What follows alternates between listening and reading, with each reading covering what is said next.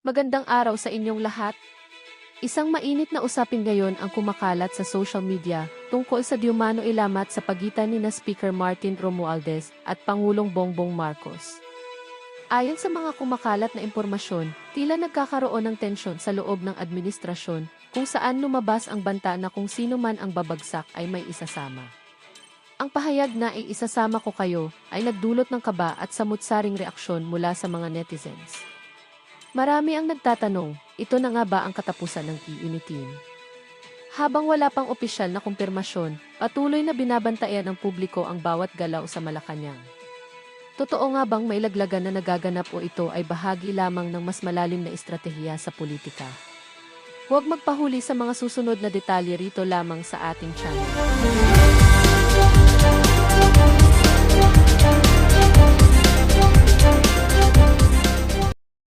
Sa pwesto niya na yan.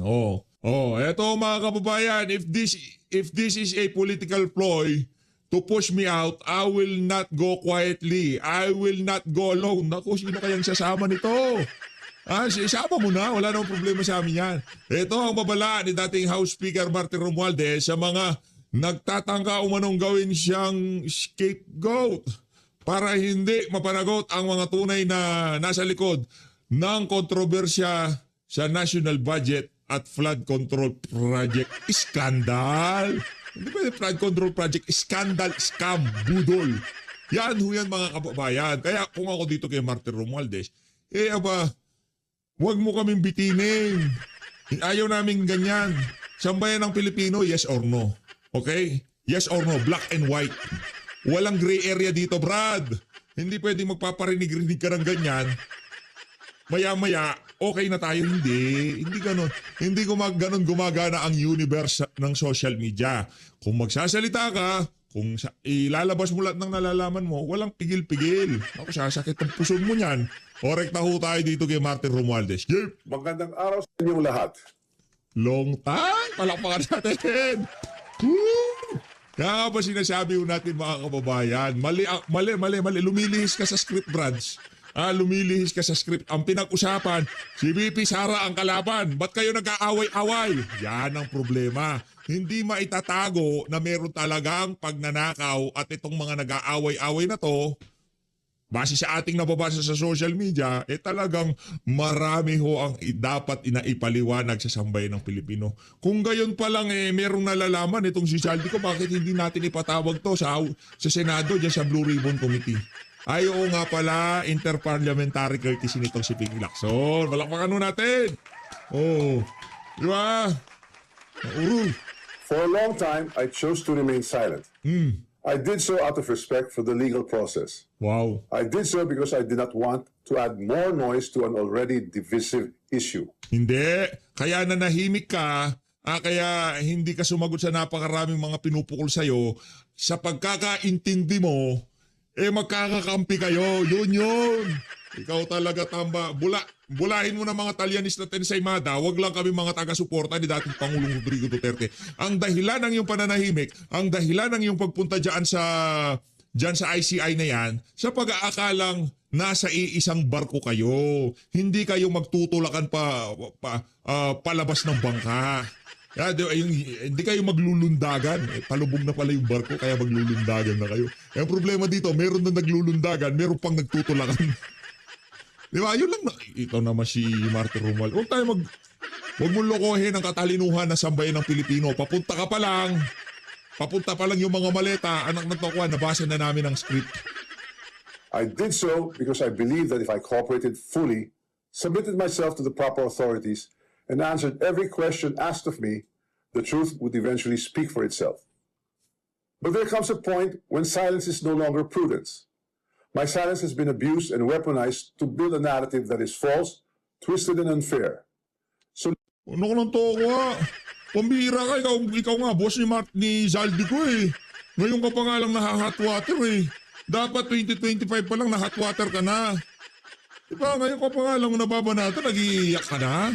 Ilabas mo na lalaman mo, huwag tayong magbulahan dito. Tapos ang usapan. So let me be clear. I will not keep quiet anymore. Yan. I will face this head on. Yan. And I will speak with facts because the truth deserves to be heard.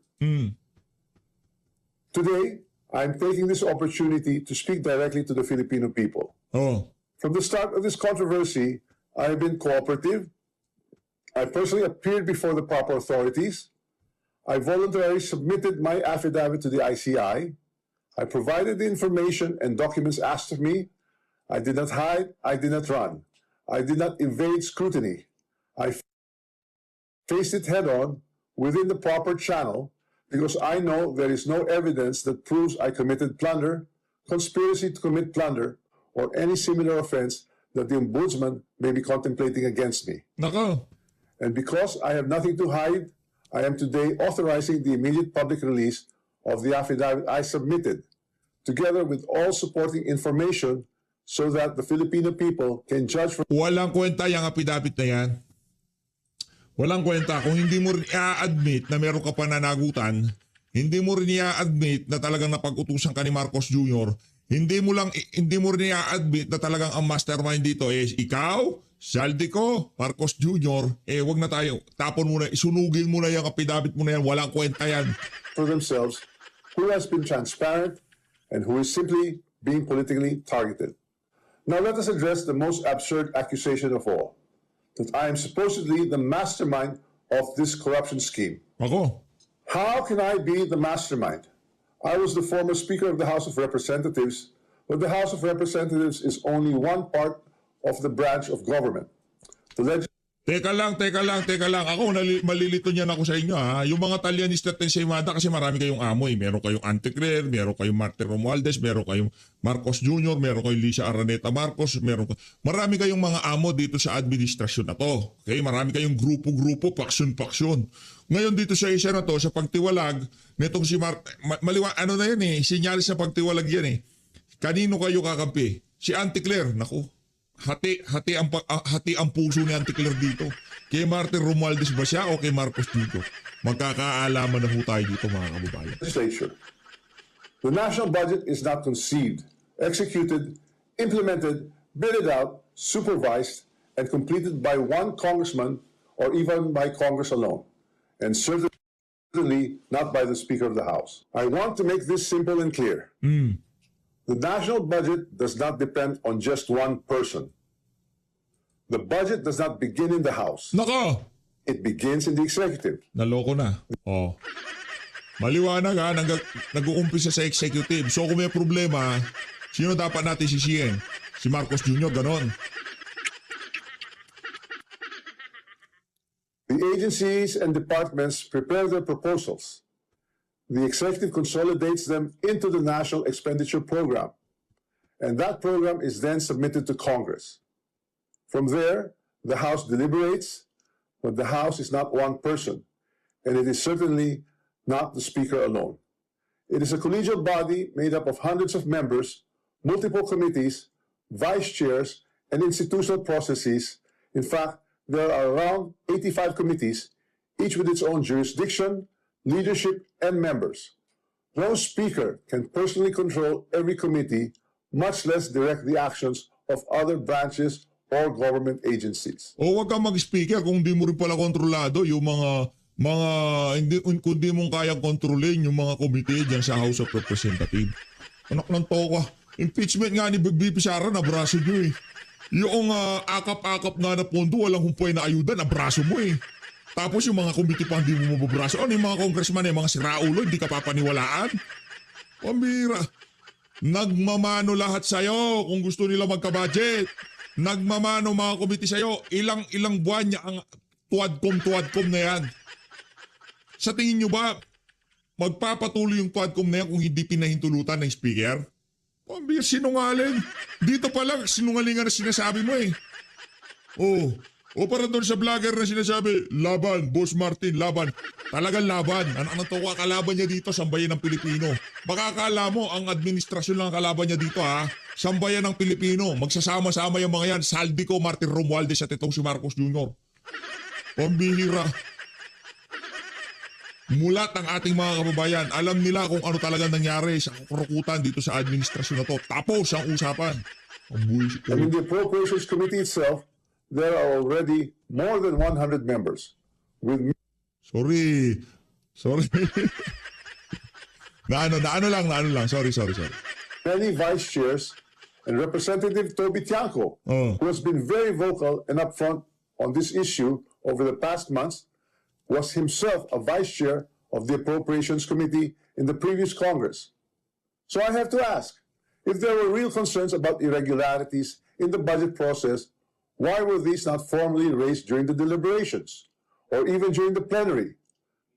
The budget deliberation does Ni-raise yung issue na yan. Langya kayo. Di ba? Sinabi ni dating Pangulo Rodrigo Duterte, sinabi ni Ungab, may blanco sa budget, may blanco sa GAA. Di ba? May blanco sa BICAM report. Anong ginawa nyo? Walang blanco. Ano lang naman yan eh. Ministerial ng paglalagay niya. Nasabi ng appropriation vice chairperson mo. Langya ka. Sinungaling talaga tong bangag na to. not stop in the House. Oh. The Senate also conducts its own deliberations, reviews its own version, and plays its own role in shaping the final budget, and it is not a bystander. It is an active constitutional participant in this process. After that, the House and the Senate reconcile their versions in the bicameral conference committee. Only then is the final bill transmitted to the President for approval or veto. So let us be honest about what becomes law. The national budget is not the act of one person or one chamber. It is a product of a constitutional chain involving the executive, the House, and the Senate. This is something I want the public to understand. The budget process is collective, multi-layered, and shared. Accountability must apply to everyone involved, not selectively assigned after the fact, and certainly not when it becomes politically useful. If corruption were to occur in a magnitude made known to us over the past months, then it's clear that the real corruption does not happen at the level of the general legislative approval alone. It happens at the level of execution of the General Appropriations Act. It happens when projects are implemented. It happens where projects are actually implemented, where procurement is undertaken, where monetary disbursements are actually made. And it happens when substandard projects are passed off as legitimate or when ghost projects are made to appear real. That is why command responsibility is far more logically relevant in the executive branch, where there is actually supervision, operational control, and implementation on the ground, than in the collegial legislative body, where constitutional role is deliberation and appropriation. Congress does not build flood control projects. Nako. Congress does not Sino nagbibuild ng flood control project? Si Marcos Jr.? Executive? Di nga. Hindi namin alam. O sino ba sinasabi naming mastermind dito? Kayo. Kasama ka, Brad. Anak ng toko, hindi porket hindi ka nagbibuild ng flood control. Mga contractor, mga kasama nyo. Buisit na to. Uungguin mo pa kami. Di ba? Yung mga kasama mong congressman sa House of Representatives, mga kontraktor. Di ba? Mga kontraktor. Langya ka. conduct procurement. Ayusin mo. Nagsalita na si Saldico. Nagsalita na yung mga taga Bulacan First District Engineering Office. Nakikialam ang House of Representatives mula sa bidding at kung kanino mabibigay ang mga proyekto sa mga kontraktor. Wag ang katalinuhan ng sambayan ng Pilipino ang babuin mo dito, lang yan ka Martin Romualdez ka. Hindi porket nagsalita ka ng ganyan, okay na tayo. Hindi!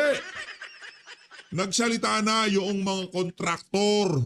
Nagbibigay sila sa House leadership. Di umano noong 19th Congress. Oh. Di ba? Congress does not inspect whether a project was actually completed. Congress does not certify whether the work done was substandard or not.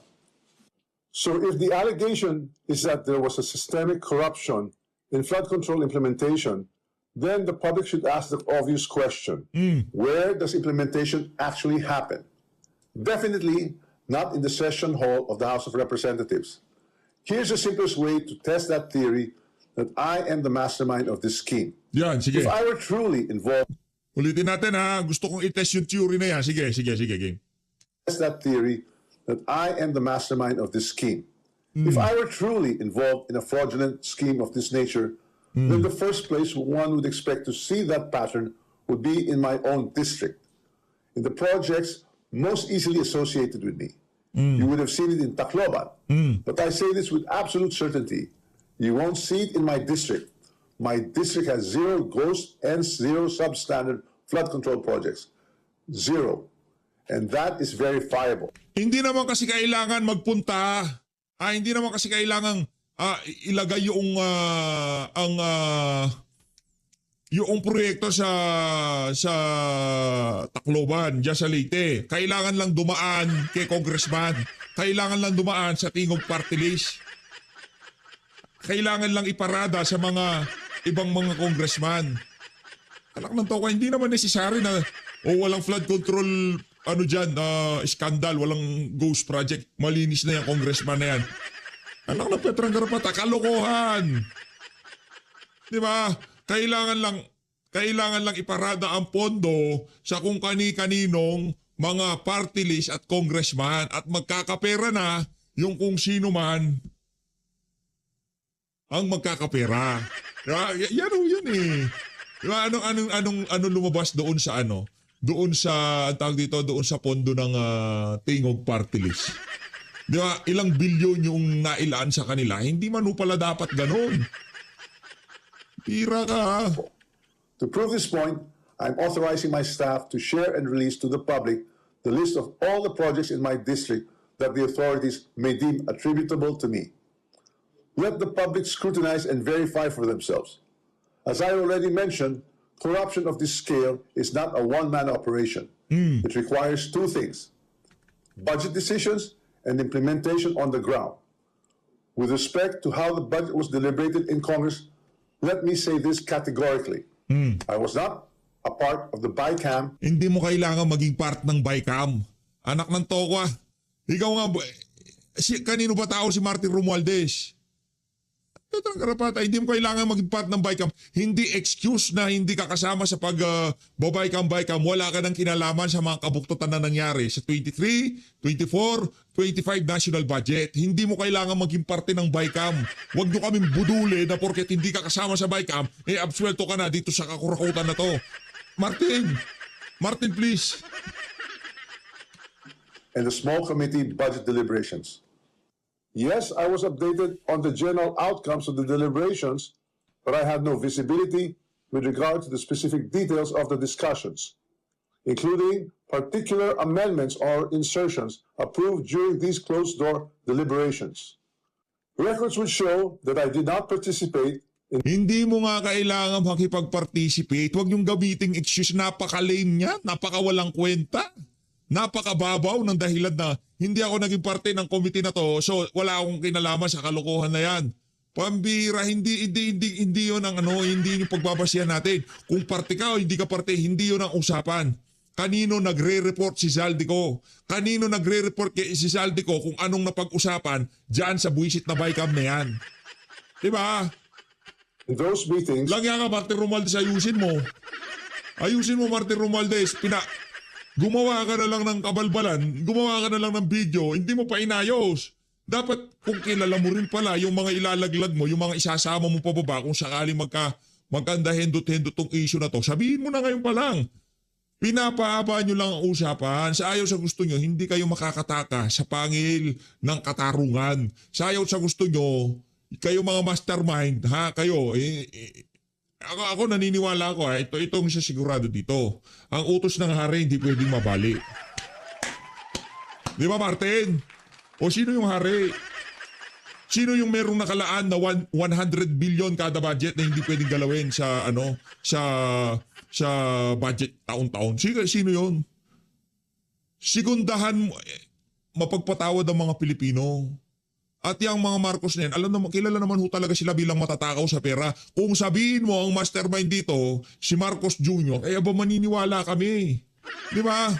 Kasi sa haba-haba ng prosesyon, ang bagsak at ang bagsak niyan, babagsak yan sa Malacanang. Yan sigurado dyan. Tapos binasura yung impeachment ni Marcos Jr. Yeah, let's go! Sa kahaba-haba ng prosesyon, sa Malacanang din ang tuloy. pinipigilan nyo lang yung hindi mapipigilan. Pinapatagal nyo lang yung malalaman at mabubulgar naman sa sambayanan. Hindi nyo... Ang hindi ko kasi maintindihan itong mga to, ang nasa utak nila, kasi mga bangag sila, pagka ito napatagal natin, napaabot natin ng 2020, makakalimutan ng Pilipino itong kababuyan na to. Pues nagkakamali kayo. Ngayon pa lang sinasabi ko na sa inyo, kung maglalaglagan kayo, maglaglagan na kayo. Anak ng toka, sinasabi ko sa inyo dito, hindi makakalimot. Pilipino never forgets, never forgive. Diba? Di namin kayo mapapatawad, mga walang yang inayupak kayo, inubos nyo. Diba? Kaya ngayon walang pang subsidiya sa tumataas na presyo ng mga produktong petrolyo dahil sa pagnanakaw sa flood control. Diba Martin? Hindi na ngayon malaman kung saan kukuha ng pondo para ma-impeach si Pipi Sara dahil sa pagnanakaw sa flood control. Diba Martin? Tanong. Kaya walang ma-release na for later release kasi wala ng pondo dahil ninakaw yung flood control project. Diba Martin? Kaya hindi natuloy yung mga high impact project, yung mga foreign assisted project dahil ilinipat yung pondo na para sa mga proyekto na yon doon sa mga unprogram appropriation para ponduhan yung mga flood control scam. Di ba Martin? Dahil ni Speaker. Let's go! Dahil ni Speaker. Yaka. And I was not privy to Angas-angas mo noon ha, angas-angas mo, yabang-yabang mo, mukhang ka na kayabangan. Di ba? 5,000 pesos! Galing yan kay President Bongbong Marcos. Ngayon, ano nangyari? Kung babagsak ako, hindi ako mag-iisa. Susama ko kayo. what exactly transpired during the deliberations. However, two people were instrumental in making those budget decisions. Chis Escudero and Zaldico. Nako, And one anak ng Petrang Grapata. Si Chis Escudero lang pala si Aldi kong ilalaglag mo. Ba't nagsalita ka pa? Tusin to. Once the budget becomes law, the work of implementing flood control projects, or any project for that matter, is solely within the purview of the executive, including the DPWH, certainly not by legislators. I understand the Ang problema nga nakikialam yung mga legislator sa implementation, bidding at kung kanino, sino nga hawak ng mga proyekto. Dahil nga karamihan ng mga congressman mga kontraktor. Paulit-ulit naman tayo dito, Tamba. Kahit anong paliwanag mo, kung totoo talaga na hindi nakikialam ang House of Representatives, ano sabi ni VP Sara? Di umano. 2 tao lang ang may makontrol sa budget ng sambayan ng Pilipino. Si Martin Romualdez at itong si Zaldico. At di umano, base dito kay Vice President Sara Duterte, gustong magpasok ng 5 billion ng 2 unggoy na to at sila lang ang may control. Kaya nagkanda hendot-hendot dahil hindi sila pinagbigyan nitong si VP Sara. Tama o mali? anger of the public. The Filipino people have every right to be angry because stolen public funds are taxes derived from hard-earned money. Away si Insan. Away mag-insan ho ito mga kababayan. Away mag-insan. I'm not asking the public to look away. I'm asking everyone to look where the evidence points, not where it is politically convenient or politically motivated. So I ask the Ombudsman and the public these questions. Who has been named in sworn testimonies and affidavits? Whose name actually appeared in credible accounts made under oath? If there are sworn accounts pointing to other personalities across the chain, whether in budget deliberations or in implementation, then those leads must be pursued with the same seriousness and the same urgency. Accountability cannot be selective. For months, I chose silence because I believe in our legal system and in the rule of law.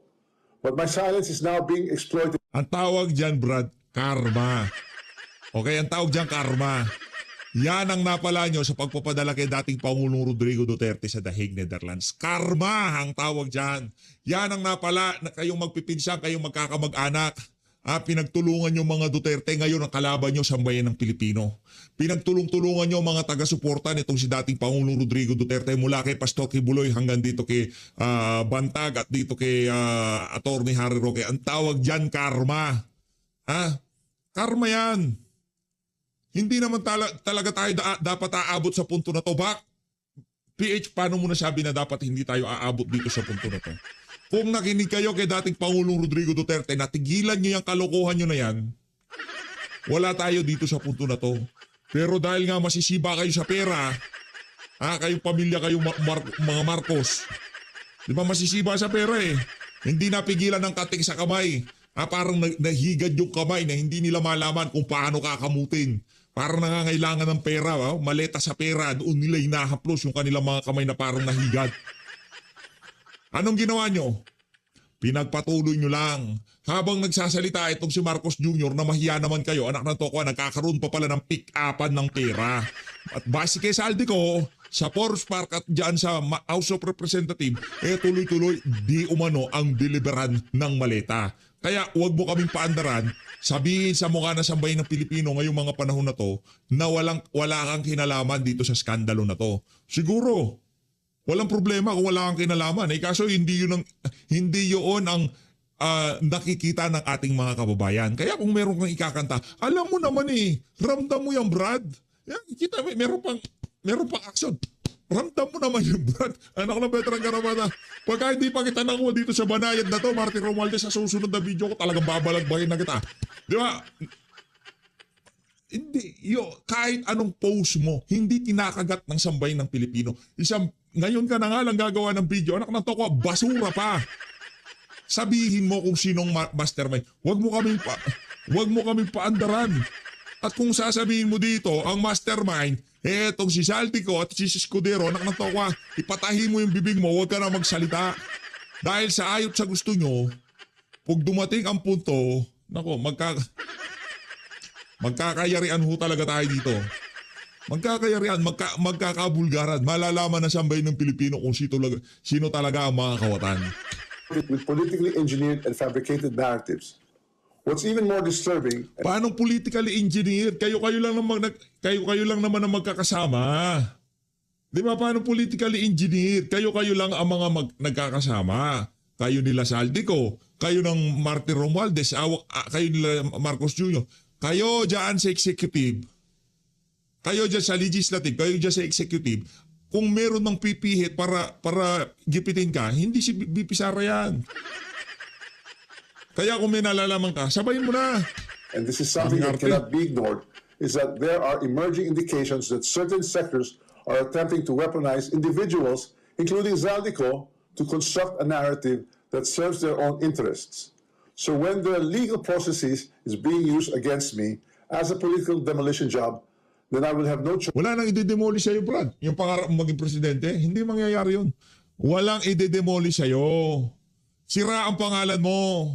Walang kwenta ang pangalan mo. Hindi kinikilala ng sambayan ng Pilipino na mayroong kasaysayan ang pangalang Martin Romualdez. Kaya walang i-demolish sa'yo. Doon pa lang sa punto na pagbibitiw mo bilang Speaker of the House, pinatunayan mo lang sa sambayan ng Pilipino na hindi ka dapat pagkatiwalaan. Demolition job. Walang ganon. Alam namin, kilala namin kayong lahat na magkakasama kayo. Ngayon hindi pa nagkakaroon ng malaliman at sincerong investigasyon dito sa issue na to. Pero pagka dumating ang punto, anak ng toko, ay handa-handa mo tumbong mo, Brad.